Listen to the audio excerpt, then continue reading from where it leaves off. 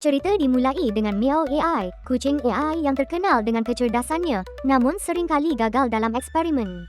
Kali ini, Meow AI bercakap kepada dirinya sendiri di hadapan sebuah skrin holografik besar. Hari ini, aku akan mencipta mesin buah yang terbaik. Semua kucing di dunia akan mendapat buah-buahan segar secara automatik. Meow AI mulai membina mesin buahnya dengan bantuan lengan-lengan robotik yang memegang pelbagai alat teknologi. Ini mesti jadi mesin paling hebat. Mesin yang boleh mengeluarkan buah dengan satu butang saja. Meow AI tersenyum sambil mesin itu semakin berbentuk.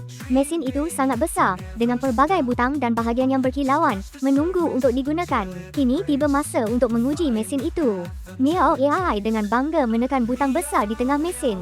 Sedia kucing-kucing, buah-buahan untuk semua. Tetapi, sebaik saja butang ditekan, buah-buahan terus keluar tanpa henti. Meow AI cuba mengelak tetapi terkena epal yang jatuh tepat di kepalanya.